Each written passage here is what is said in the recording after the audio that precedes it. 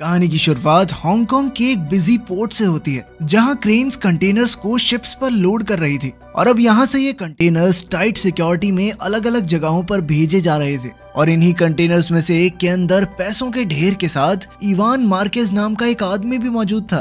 कुछ security checks के बाद वो कंटेनर से बाहर आ गया। असल में ये कंटेनर स्पेन से हांगकांग $1.5 मिलियन के साथ शिप किया गया था और नोटों की गिनती होने के बाद इवान को कुरियर के तौर पर 3% का कमीशन मिलने वाला था, जो होगा लगभग 380 करोड़ रुपए। कुछ साल पहले हम इवान को एक बड़े होटल के सामने फरारी में आते हुए देखते हैं, लेकिन वो सिर्फ वैले पार्किंग का काम करता था। इसके बाद इवान बारिश में भीगता हुआ वापस अपने घर पहुंचा, जहां उसने अपनी माँ को अपनी आज की कमाई दिखाई। उसकी माँ पैसे देखकर काफी खुश थी, लेकिन साथ ही उसने कहा कि अपने पिता के साथ भी थोड़ा समय बिता लिया कर, वो तुझे बहुत याद करते हैं। इवान एक मिडिल क्लास परिवार का नौजवान था जो अपनी जिंदगी में कामयाब होना चाहता था। एक वक्त था जब इवान अपने पिता को अपना हीरो मानता था और वो कभी भी उस दिन को नहीं भूल सकता जब वो अपने पिता के साथ एक शादी का बैंकेट हॉल खोलने के लिए लोन मांगने गया था। उनका बिजनेस शुरुआत में तो काफी अच्छा चला और उनका परिवार खूब नोट छाप रहा था, लेकिन फिर देश में इकोनॉमिक क्राइसिस आने की वजह से उसके पिता का बिजनेस ठप पड़ गया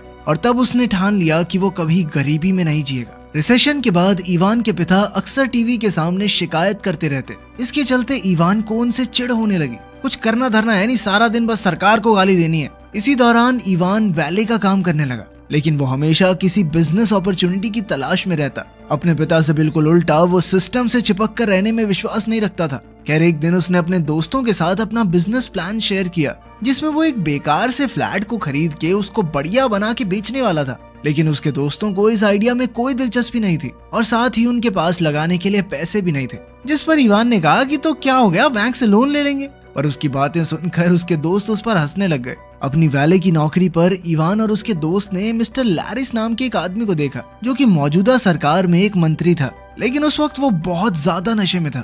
इवान ने सामने से उस आदमी को घर छोड़ने का ऑफर दिया, जिसके लिए वो आदमी तुरंत ही तैयार हो गया। इवान उस आदमी के ब्रीफकेस को खोलने के लिए बेताब था और खुशकिस्मती से उसे इस चीज के लिए काफी टाइम भी मिला। उस ब्रीफकेस के अंदर पैसों का ढेर देखकर वो हैरान रह गया और उसने तुरंत ही कुछ नोट निकाल लिए। थोड़ी देर बाद जब वो लोग उसके घर पहुंचे तो इवान सीधा उस औरत से मिला जिसके लिए वो पॉलिटिशियन काम करता था। इवान का मानना था कि वो इस नशेड़ी से बेहतर काम कर सकता है, उसे फर्क नहीं पड़ता चाहे उनका बिजनेस जो मर्जी हो। उसने ये भी बताया कि पॉलिटिशियन पीठ पीछे उनसे चोरी कर रहा था। पैसे तो उसने निकाल ही लिए थे, तो उसकी बात सच निकली। साथ ही मैरी को इवान का कॉन्फिडेंस बहुत अच्छा लगा और फिर उसने इवान को डिलीवरी के लिए 10,000 यूरोज ऑफर किए, जिसे इवान खुशी खुशी पहुंचाने के लिए तैयार हो गया।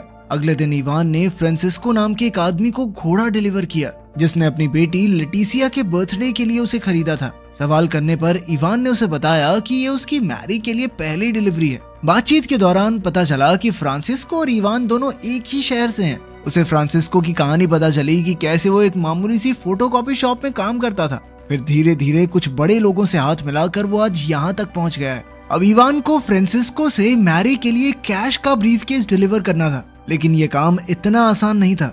रास्ते में इवान को पुलिस ने रोक लिया और कुछ ही पलों में पुलिस को ब्रीफकेस में भरा कैश भी मिल गया। अपने आप को बचाने के लिए इवान ने झूठ कह दिया कि अभी भी मैं घर बेच के आ रहा हूँ, ये पैसा उससे मिला है मुझे। लेकिन पुलिस वालों ने उसके इस झूठ को बड़ी ही आसानी से पकड़ लिया और गुस्से में उन्होंने उसका सर गाड़ी पर दे मारा। अपने आप को मुसीबत में देखकर इवान ने पूरे कॉन्फिडेंस में कहा कि मैं तुम्हारे बॉस को जानता हूँ, फोन करूँ क्या उसे, मिलाऊं क्या कॉल।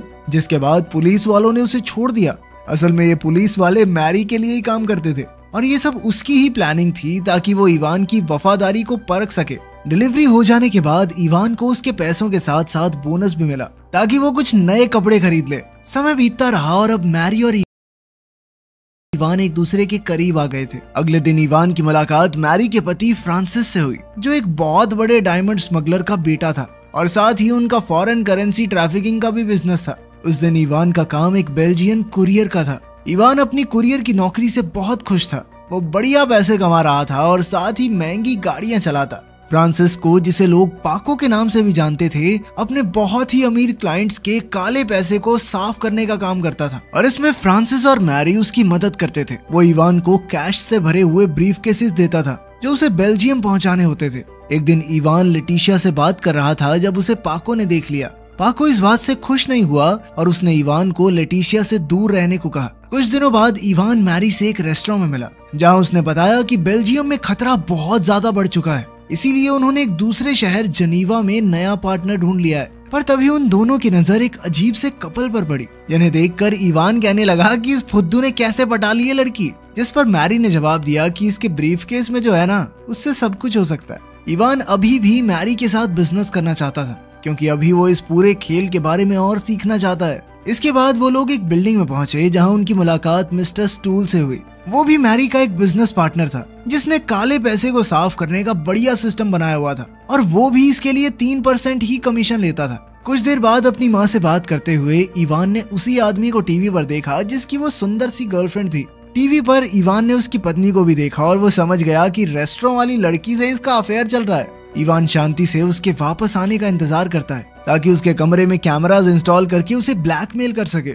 उस आदमी का नाम लुइस था और इवान ने उसके कमरे में घुसने के लिए एक क्लीनर को थोड़े पैसे भी दिए, लेकिन बदकिस्मती से रेस्टोरेंट के सिक्योरिटी ऑफिसर यानिक ने उसे रंगे हाथों पकड़ लिया। पर असल में तो यानिक भी उतना ही हरामी था, उसको सिर्फ इवान के मुनाफे का एक हिस्सा चाहिए था। जिसके बाद यानिक ने खुद कैमरा इंस्टॉल किए। इसके बाद जो वीडियो एविडेंस उन्हें मिला वो लुइस को ब्लैकमेल करने के लिए काफी था। इवान को पूरा भरोसा हो गया कि यानिक उसका एक बहुत बढ़िया पार्टनर बन सकता है, क्योंकि ताकतवर होने के साथ साथ उसका दिमाग भी बहुत तेज था।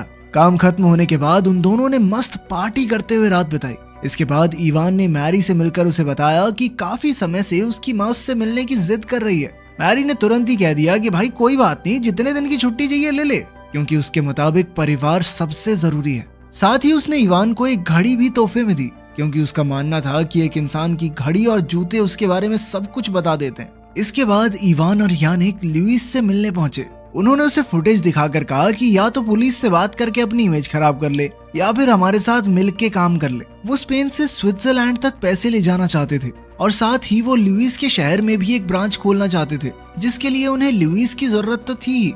शुरुआत में तो लुइस थोड़ा हिचक रहा था, लेकिन मजबूरन उसे उनकी सारी शर्तें माननी पड़ी। इसके बाद उनकी लुइस से डील हुई कि वीडियो डिलीट करने के बदले में वो उन्हें सारे मेन बंदों से मिलवाएगा। शुरुआत में इवान को इस बात का अंदाजा नहीं था कि पुलिस की एक स्पेशल यूनिट इस इवेंट पर नजर रखे हुए थी, और यहीं से हेड इंस्पेक्टर रॉय को इवान के बारे में पहली बार पता चला। जल्द ही लुइस के सपोर्ट और बैकिंग के साथ इवान बड़े बड़े लोगों से मिलने लगा और उनका बिजनेस कैसे काम करता है समझता चला गया। साथ ही लुइस ने इवान को अपना खास बताते हुए उन लोगों में उसका भरोसा भी बनवा दिया। इसके बाद इवान मैरी से मिला और उसे अपने नए बिजनेस के बारे में बताया, लेकिन मैरी को सिर्फ एक बात की चिंता थी कि फ्रांसिस्को उसकी इस हरकत से खुश नहीं होगा। उसे नहीं अच्छा लगेगा कि दो नए लड़के उसके क्लाइंट्स छीन रहे हैं, क्योंकि अगर इवान और यानिक उनका काला पैसा साफ नहीं करेंगे तो फ्रांसिस्को करता।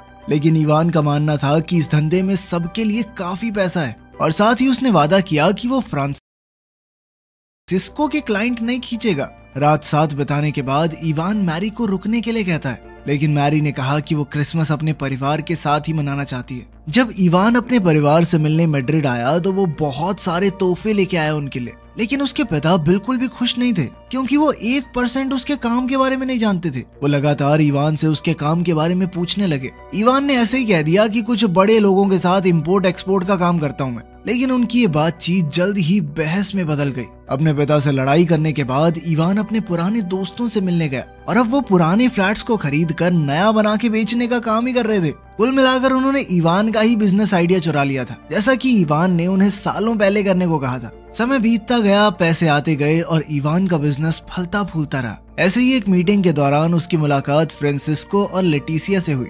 फ्रांसिस्को इस बात से नाराज था कि इवान उसके क्लाइंट्स को अपनी तरफ कर रहा है, और उसने इस बारे में इवान को चेतावनी भी दी। लेकिन जब उसके बाद भी इवान नहीं माना तो फ्रांसिस्को ने अपने कुछ आदमियों को इवान और यानिक को सबक सिखाने के लिए भेजा। वो सिर्फ ये दिखाना चाहता था कि उसके इलाके में बिजनेस करने का उन्हें कोई हक नहीं है। इस हादसे के बाद भागने की बजाय इवान ने फ्रांसिस्को का सामना करने का फैसला किया, और उसने उसे यकीन दिलाया कि वो फ्रांसिस्को की क्लाइंट्स को नहीं छेड़ेगा। साथ ही उसने फ्रांसिस्को को कहा कि सर देखो, मैं आपके एरिया में काम कर रहा हूँ ना, आप प्रॉफिट का 30% ले लो। उसकी ये बातें सुनकर फ्रांसिस्को बहुत ज्यादा खुश हो गया। इस दौरान इवान ने बहुत पैसे कमाए, और इसी के चलते उसमें कुछ ज्यादा ही गुरूर आ गया था। और जब मैरी ने उसके बदलते बर्ताव के बारे में कुछ कहा तो वो गुस्सा हो गया। उसका मानना था कि जो सबसे ज्यादा पैसे लेके आ रहा है उसकी इज्जत तो करनी पड़ेगी। खैर मैरी ने उसे ये भी बताया कि उसके पति को फ्रांसिस्को पर चल रही इन्वेस्टिगेशन के बारे में खबर मिली है और इसीलिए उसने इवान को इस सब से दूर रहने को कहा। लेकिन इवान ने उसकी सलाह नहीं मानी और अपना बिजनेस और बढ़ाने का प्लान बनाया। कुछ समय बाद इवान की नजर एक पार्टी के बाहर खड़े अंडरकवर पुलिस वालों पर पड़ी और उसने उनके पास जाकर कहा कि अपने बॉस के पास ले चलो। वो पुलिस वाले उसे पुलिस स्टेशन ले गए जहां इवान की मुलाकात इंस्पेक्टर मैनुअल रॉय से हुई, जो उस समय इंक्वायरी का इंचार्ज था। इवान ने कहा कि मैं पुलिस की मदद करने को पूरी तरह तैयार हूँ और मेरा बॉस है फ्रांसिस्को, मैं तो सारे पैसे उसी को देता हूँ, उसके बारे में तुम्हें पूरी जानकारी दूंगा। लेकिन इसके बदले में उसने अपने लिए पूरी सेफ्टी और प्रोटेक्शन की मांग की और उसने अपने प्रॉफिट का 30% फ्रांसिस्को को देने का वादा भी इसीलिए किया था ताकि वो बाद में उसे फंसवा सके। लेकिन अब उसे एक ऐसे सबूत की जरूरत थी जिससे ये साबित हो जाए कि उसने पुलिस को फ्रांसिस्को के बारे में नहीं बताया और इसीलिए वो लेटिसिया को पेरिस ले गया, जहां 1 हफ्ते के लिए उसने लेटिसिया की हर एक डिमांड पूरी की। वो लेटिसिया के साथ प्यार का नाटक सिर्फ इसलिए कर रहा था कि किसी को उस पर शक ना हो और वो कह सके कि मैं तो अपनी गर्लफ्रेंड के साथ बाहर गया हुआ था, मुझे क्या पता। खैर कुछ दिन बाद जब लेटिसिया ने टीवी पर अपने पिता के जेल जाने के बारे में सुना तो वो तुरंत ही मैड्रिड वापस जाने के लिए तैयार हो गई। लेकिन उसे इस बात का बिल्कुल अंदाजा नहीं था कि इवान ही उसके पिता की गिरफ्तारी का जिम्मेदार है। लेकिन जब इवान शहर में वापस आया तो लेटिसिया ने उसे अजनबी लड़कियों के साथ सोते हुए पकड़ लिया, जिससे वो समझ गई कि इवान ने उसके साथ प्यार का झूठा नाटक किया था। फ्रांसिस्को के जेल जाने के बाद इवान ने सबको कहा कि जब तक वो छूट कर नहीं आता तब तक उसके क्लाइंट मैं संभाल लेता हूँ। लेकिन मैरी और उसके पति फ्रांसिस को ये सही नहीं लगा, क्योंकि पुलिस के पास फ्रांसिस्को के क्लाइंट्स की जानकारी होगी और उनका काम करने के चक्कर में वो फंस सकता है। इवान ने उनकी बात मान ली और अभी के लिए अपना बिजनेस बंद कर दिया। उसने अपने सारे बचे हुए पैसे मैड्रिड में पार्टी करते हुए उड़ा दिए और जब पैसे खत्म हो गए तो इवान अपने घर वापस आ गया, जहां पहुंचकर उसे पता चला कि उसके पिता गुजर गए थे और उसकी माँ को अब मदद की सख्त जरूरत थी। अपने घर लौटने के बाद भी वो नए बिजनेस आइडियाज के बारे में सोचता रहा और आखिरकार उसे चाइनीज माफिया के बारे में पता चला। इवान ने लुइस से याओ मिंग के बारे में जानकारी ली। मिंग यहाँ से लोगों का काला पैसा चाइना तक पहुँचाता था, लेकिन वो पुराने घिसे पिटे तरीकों का इस्तेमाल करते और अक्सर पकड़े भी जाते। इसके बाद इवान मैरी से मिलने के लिए पहुंचा और उससे याओ मिंग के साथ डील करने के बारे में बातें करने लगा। लेकिन सबसे बड़ी दिक्कत तो ये थी कि अब स्विट्जरलैंड में पैसा ले जाना या वहां से निकालना इम्पॉसिबल सा हो गया था। ऊपर से उनके क्लाइंट कैश में पैसा मांगते थे। इवान के पास इसके लिए एक सोल्यूशन था। उसने कहा कि स्विट्जरलैंड में फंसे हुए पैसों को याओ के चाइनीज अकाउंट में भेज देते हैं और बदले में याओ हमें स्पेन में कैश दे देगा। दोनों ही पार्टियों को ये आइडिया बहुत पसंद आया और वो इसके लिए तुरंत तैयार हो गए। इधर मैरी और इवान अपनी नई डील की खुशियां मना ही रहे थे कि तभी फ्रांसिस्को अचानक उनकी टेबल पर पहुंच गया। लेटिसिया को धोखा देने के बाद फ्रांसिस्को को पता चल गया था कि इवान ने ही उसके खिलाफ पुलिस को खबर दी थी, पर उसने जज को पैसे खिला के अपना केस डिसमिस करवा लिया और अब वो किसी भी हाल में इवान से बदला लेना चाहता था। साथ ही उन्हें ये भी पता चला कि उनके लिए काम करने वाली एक सॉफ्टवेयर इंजीनियर ने स्विस बैंक अकाउंट्स की लिस्ट लीक कर दी है, जिसके बाद स्टूल और फ्रांसिस बचे हुए पैसे लेकर भाग गए थे। अब इवान और मैरी तुरंत समझ गए कि वो बहुत बड़ी मुसीबत में है, क्योंकि उनके तो ज्यादातर क्लाइंट उस लिस्ट में थे। अब पुलिस उनका पीछा कर रही थी तो उन्होंने भागने की पूरी कोशिश की, लेकिन अचानक से उनके चाइनीज क्लाइंट के कुछ आदमियों ने आकर उन्हें पकड़ लिया, जिसके बाद उन दोनों को याओ मिंग के पास ले जाया गया, जो कि खुद भी बहुत बड़ी मुसीबत में था, क्योंकि पुलिस उसका भी पीछा कर रही थी। मिंग को लग रहा था कि इवान ने उसके बारे में पुलिस को बताया है और इसी चक्कर में वो इवान और मैरी दोनों को मारना चाहता था। जैसे ही याओ इवान पर गोली चलाने ही वाला था, तभी इवान ने जल्दी से एक प्लान बनाया, जिसके मुताबिक उसने याओ से वादा किया कि वो खुद उसके पैसे को मंजिल तक पहुंचा के आएगा। उसने याओ को भरोसा दिलाया कि वो कैश से भरे कंटेनर में खुद छुपकर स्पेन से हांगकांग तक याओ के सारे पैसे ट्रांसफर कर देगा। ये प्लान रिस्की जरूर था, लेकिन इकलौता ऐसा प्लान था जिसमें इवान जिंदा बच सकता था। साथ ही अगर इवान हांगकांग पहुंच गया तो याओ को ये डर नहीं होगा कि वो पुलिस से बात कर सकता है। प्लान के मुताबिक इवान बिल्कुल सही सलामत हांगकांग पहुंच गया और अब 3% मिलेंगे, ये सोचकर वो बहुत खुश था। लेकिन अचानक से पुलिस वालों ने आकर उसे गिरफ्तार कर लिया,